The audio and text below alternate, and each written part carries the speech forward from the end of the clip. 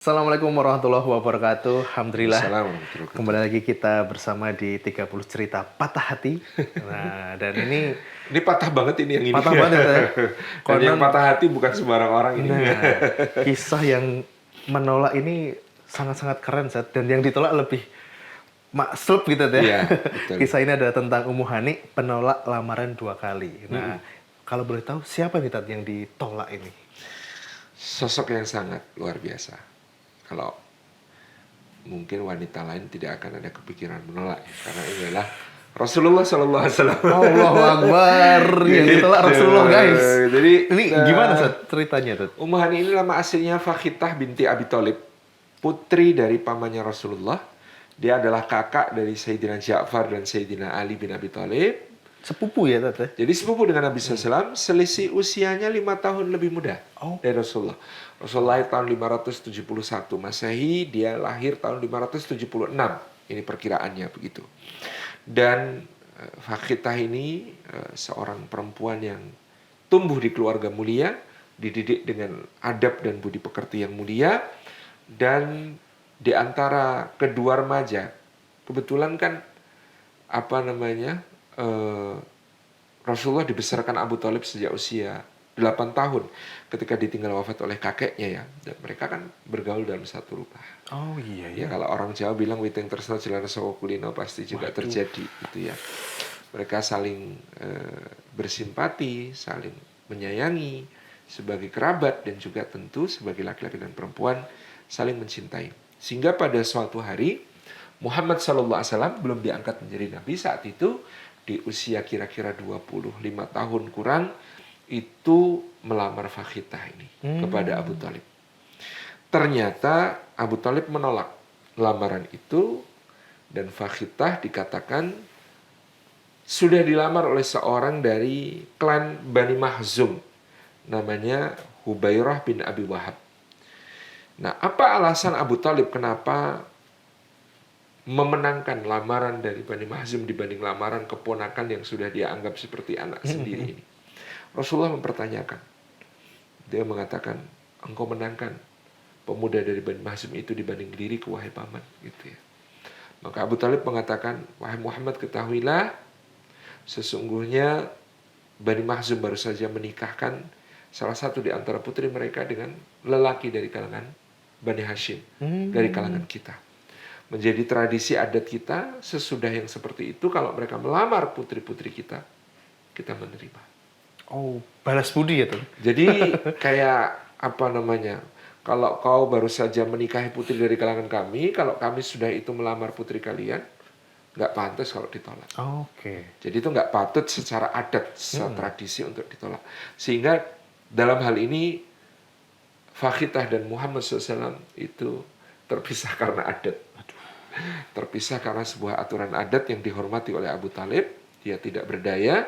Dia mengatakan, anakku, ketahuilah Fakhitah dilamar oleh Hubairah bin Abi Wahab dari Bani Mahzum, yang Bani Mahzum juga baru saja menikahkan salah seorang putri mereka dengan pemuda dari Bani Hashim. Maka ini aku menangkan, diterima. Itu pada saat momen Rasulullah umur 25, Sat? Menjelang menikah dengan Khadijah ya. Oke. Sebelum menikah dengan Berarti Khadijah. memang belum masa kenabian. Jadi gitu, memang ya? itu cinta pertama. Waduh. Cinta pertama. Ya Allah, selevel Rasulullah aja patah hati ya, Tat? Iya, makanya ketika kemudian nanti inisiatif pernikahan itu datang dari Khadijah kepada Nabi Sallallahu Alaihi Wasallam, Nabi SAW itu kan pertanyaan kepada Maisarah bagaimana caranya. Maksudnya Nabi SAW ini kan tidak percaya diri dengan latar belakangnya sebagai anak yatim, datang dari keluarga yang bukan keluarga kaya, bukan keluarga yang berlimpah meskipun punya nasab mulia. Tetapi ketika melamar Fakhita itu kan beliau pede. Mau anaknya pamannya. Mau sama-sama miskin gitu ya. Tidak masalah. Tapi ini Khadijah, kaya raya, keluarga yang kemudian terpandang, bangsawan tinggi, dan Khadijah juga memiliki kafilah-kafilah dagang yang beredar di antara Syam dan Yaman. Begitu besarnya gitu ya. Jadi ada ketidakpercayaan pada awalnya, keraguan gitu ya. Tapi inilah mungkin ya hikmahnya Allah Subhanahu wa taala mengaruniakan Khadijah untuk Rasulullah SAW. Karena Khadijah ini ya penopang utama dakwah Rasulullah. Jadi yang dibutuhkan Rasulullah nanti di dalam perjuangannya itu lebih yang seperti Khadijah. Daripada yang seperti Ummu Hani yang namanya Fakhitah tadi menikah dengan Hubairah, maka dikaruniai beberapa anak. Nah, anak pertamanya namanya Hani, makanya dia dipanggil sebagai Ummu Hani. Itu ya kita bayangkan Ummu Hani bukan orang kaya. Betul. Dia bukan tokoh di tengah masyarakat, beda dengan Khadijah yang adalah tokoh mandiri di tengah masyarakat. Dia akan dependen kepada suaminya, dan mungkin dukungan dalam pendanaan bentuk lahir batin sampai harta sumber daya mungkin tidak sedahsyat Khadijah ketika kemudian nanti Rasulullah diangkat menjadi Rasul. Itu mungkin hikmahnya ya, Allah pilihkan untuk Nabi itu adalah Khadijah, bukan Fakhitah. Tapi tetap ini kan first love ya. Pasti first love yang nggak kepelaminan itu patah. Gitu. Iya, betul. Dan itulah yang kemudian terjadi pada Nabi SAW. Dan mungkin Rasulullah juga nggak menduga ya Tat, kalau bakal ditolak gitu. Iya. Kaget juga pasti karena selama ini kan pamannya nggak pernah nolak apa yang dia minta. Betul. Jadi sangat memanjakannya melebihi anak-anak mereka, anak-anaknya Abu Thalib sendiri gitu ya. Aduh. Ketika kemudian Khadijah wafat, Rasulullah ini tetap ya dengan penghormatannya kepada keluarganya. Salah satu keluarga yang paling menopang beliau itu adalah Ummu Hani. Jadi Ummu Hani ini rumahnya menjadi saksi peristiwa Isra wal Mi'raj itu yang pertama. Dalam peristiwa Isra wal Mi'raj ternyata Rasulullah malam itu sedang berada di rumah Ummu Hani. Gitu ya. Kemudian ketika dikembalikan pasca Isra wal Mi'raj itu dia kembalinya juga ke rumah Ummu Hani, sehingga Ummu Hani adalah orang yang sempat mengatakan kepada Rasulullah, demi Allah kalau kau ceritakan itu kepada orang-orang Quraisy maka mereka akan mengataimu gila dan menertawakan. Karena ya peristiwa Isra Mi'raj yang luar biasa itu, yang nggak mungkin dicerna oleh akal manusia pada zaman itu. Nah ini beliau di rumah Ummu Hani, dan pada saat itu Ummu Hani belum masuk Islam. Belum masuk Islam, semata-mata melindungi Rasulullah SAW sebagai keluarga. Nah, itu yang terjadi. Kemudian berlalu masa panjang. Akhirnya Rasulullah menikah dengan ibunda kita Aisyah dan dengan beberapa istri beliau yang lain, tinggal di Madinah dalam hijrah gitu ya, sehingga mereka berpisah. Ketika terjadi Fathu Makkah, ternyata suaminya Ummu Hani ini melarikan diri ke Najran karena dia ketakutan. Dan Ummu Hani ditinggal, Sir. Ummu Hani ditinggal bersama anak-anaknya yang ada yang masih kecil gitu ya. Dan kemudian Rasulullah SAW tiba di Makkah untuk Fathu Makkah ini.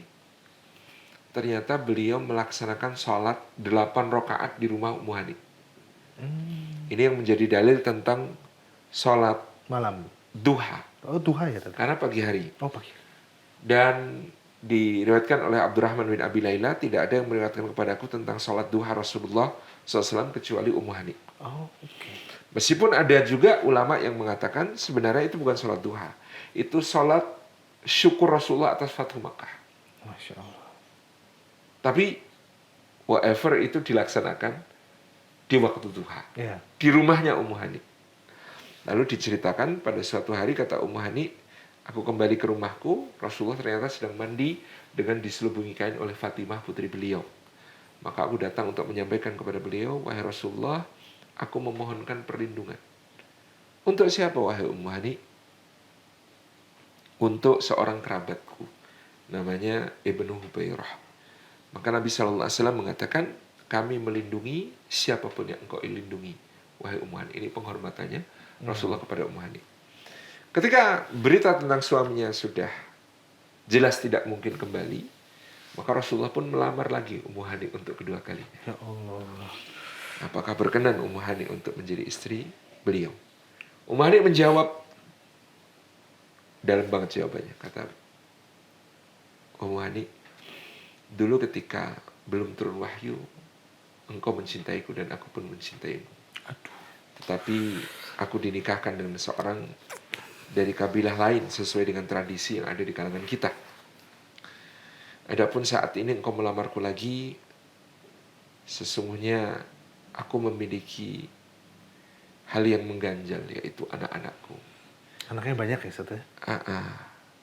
Dan aku sudah tua. Ya, kalau Fathu Makkah itu tahun ke-8, berarti Rasulullah usianya waktu itu 48. 8 ditambah 13, 21, 21 ditambah 40, 61, berarti Ummu Hani sudah 56 sudah. Jadi tidak muda lagi. Ya. Maka Ummu Hani mengatakan, aku sudah tua ya Rasulullah, dan aku punya banyak anak-anak. Aku khawatir kalau aku ngurusin anak-anakku, aku akan melentarkan suamiku. Dan aku khawatir kalau aku ngurusin suamiku, aku akan melantarkan anak-anak. Aduh. Itu Dalam penolakan kedua Ummu Hani terhadap atas lamaran Rasulullah SAW.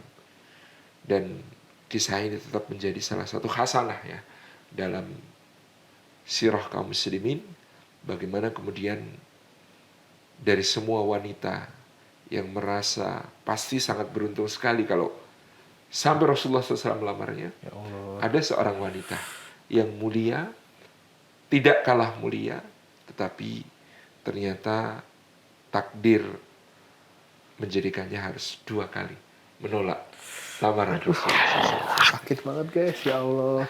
Dan tapi ketika peristiwa Fathu Mekah itu berarti Ummu Hani sudah menjadi Islam, Ustaz? Masuk Islam pada saat Fathu Makkah. Alhamdulillah, Insya Allah. Ya baru masuk Islamnya saat itu. Mungkin beberapa riwayat menyebut beliau usianya sangat panjang, baru wafat pada masa Muawiyah bin Abi Sufyan. Allah. Berarti usianya mungkin sekitar sampai usia hampir 90 tahun wafat. 90 tahun ya. Apa kalau nggak salah rumah Ummu Hani ini jadikan tempat transit sholat ketika mau Isra Mi'raj ya? Benar nggak? Iya benar. Benar ya? Sama tadi yang sudah kita ceritakan. Fathu Mekah ya. Dan juga ketika Fathu Makkah dipakai sholat duha oleh Rasulullah. Ya. Insya Allah. Jadi teman-teman yang jomblo, bahwa penolakan aja bisa jadi hikmah ya, Ustaz ya. Iya. Aduh. Dan yang ditolak ya biasa aja. Rasulullah aja pernah ditolak, apalagi elu. Apalagi cuma kamu guys. Apalagi cuma kamu. Gitu. Jadi gitu teman-teman semuanya. Pokoknya simak terus cerita patah hati di Saf Original.